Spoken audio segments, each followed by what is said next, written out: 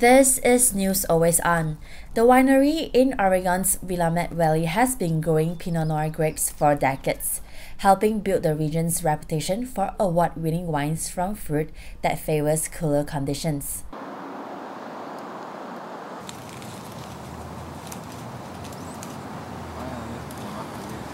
But Vintners here and around the world are now grappling with the impact of a warming planet and what it means for their wines in an industry where just a few degrees can make a big difference.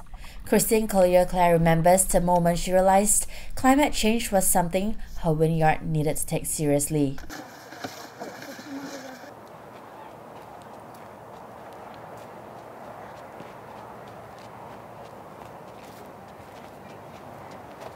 And then once we get to that fruit set stage, probably in the 2015 vintage, that vintage we started harvesting on August 28th. And I have never been part of a harvest that was in August before. And in fact, as an Oregonian, usually we can be pretty lackadaisical into, I've done harvests where they didn't start until October. And so to be that caught off guard with that warm of a growing season was really kind of the aha moment that this, is serious and happening. Willamette Valley Vineyards is now grafting different rootstocks onto vines to produce more heat-tolerant plants, pruning to better shade grape clusters and buying land at higher elevations. Other Oregon winemakers are using the wind to hedge their bets, planting where coastal breezes mitigate the warming climate. Greg Johns is an expert on how climate change is affecting the global wine industry. He says global warming is changing the playing field for wine lovers.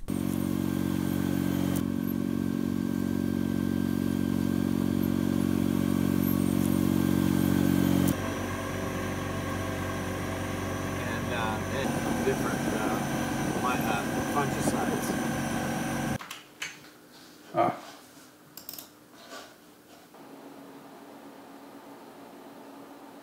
I recently spoke at the International Cool Climate Conference in England, and we're seeing places all further north than they've ever been. It used to be thought that the 50-degree parallel was the limit of viticulture worldwide, and now we're seeing vineyards planted up to 57 degrees in parts of Scandinavia, Nova Scotia, parts of Canada, up in British Columbia.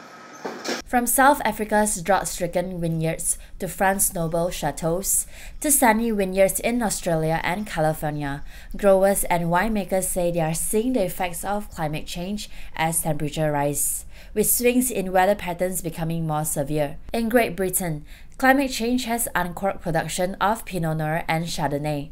In California, a newly designated wine-growing region called Petaluma Gap is taking advantage of cooling breezes, firmly rooting the business in new areas of an already wine-rich state.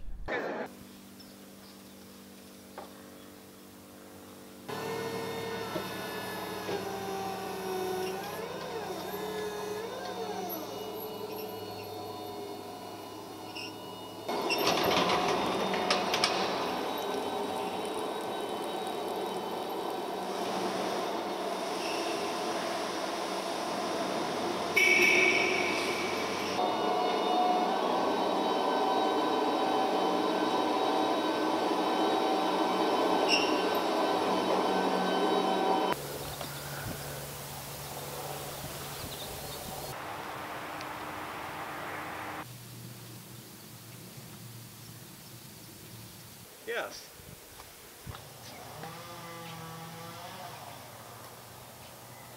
Clearly, we can't move the vineyards once they're planted, so we have to adapt to the changes that we're seeing. We can look for ways to shade the fruit so the fruit stays cooler. We can also make sure that the vines have the nutrients, something that we would have done regardless of where we were.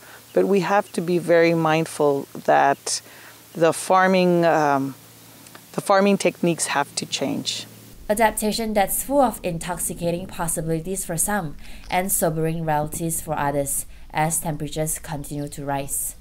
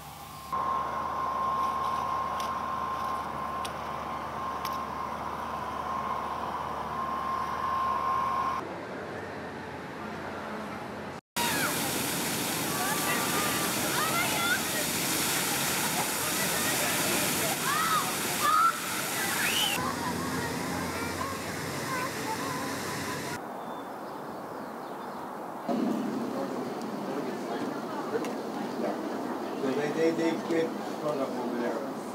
For more on this, subscribe to our channel.